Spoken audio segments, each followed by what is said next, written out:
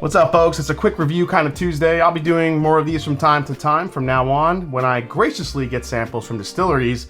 Today, Old Elk Double Wheat Straight Whiskey. It's a blend, it's full of wheat, it's new, it's a good. Let's try it on the Mash and Drum.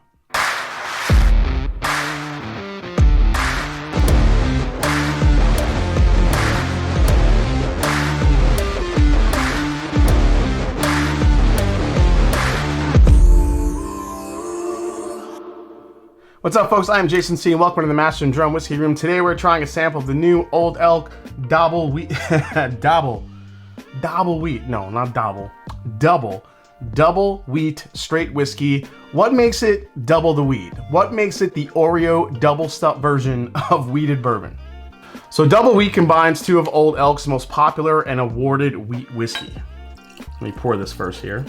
So two whiskeys, Old Elk Straight Wheat Whiskey and Old Elk Wheated Bourbon Straight Bourbon Whiskey. Combining these two whiskeys yielded a higher proof 107.1. The combo gives it a mash bill of 71.5% wheat, 25% corn, and 3.5% malted barley, so no rye in this at all. Now it's said to be about 6 to 8 years old, and this is part of the Master's Blend series, which also has a 4-grain bourbon coming out real soon as well. So this is starting to pop up now where Old Elk is sold for about $100 a bottle. It'll be the same price for the 4-grain as well. So let's try it. Smells amazing. I mean, it's a fruit bomb. This is as apple, cinnamon, almost apricot as it gets on a whiskey, on a bourbon. Now remember, this doesn't have any rye in it, so I'm not expecting a lot of citrus notes, but we'll see. Man, strawberry, apple, cinnamon, all day long on this. A little bit of that apricot, like I said. Ton of vanilla, a little bit of nuttiness characteristic as well. Yeah, 107.1 proof. Nice proof point. And it goes right up against Weller Antique 107. But man, it's to me, it's fruit and baking spices all day long. Cinnamon, allspice, apple, strawberry, a little bit of apricot. Smells damn good. Let's try it. It's very bright and fruit forward on the palate, just like I was getting on the nose.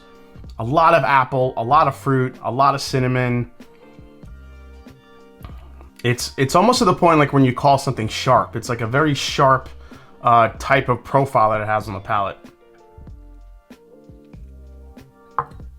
And honestly, this is carrying a little bit more spice than I expected, just from a standpoint of the fact that it doesn't have a rye percentage in the mash bill. It's got a lot of spice to it. Really, really good baking spice. Again, the cinnamon, allspice, a little bit of black pepper on the finish. Really fruit forward. Beautifully balanced. Freaking Greg Metz, MGP, man. Dude knows what he's doing.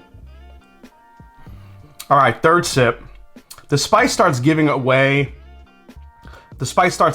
for a lot of more of the, the traditional wheated bourbon experience. So very easy to drink, very easy to sip, very fruit forward, a little bit floral, very light, little kiss of honey is starting to come through as well, kind of balance out all that fruit. It's delicious, great sample. Thank you to Old Elk for sending this one. This is absolutely fantastic. This is one of those wheated bourbons. When you think about Maker's Mark, it doesn't really have. Maker's Mark has a very distinct flavor to me. Not really getting that in this. When you talk about Weller Antique to me is a little bit more floral, maybe a little bit sweeter.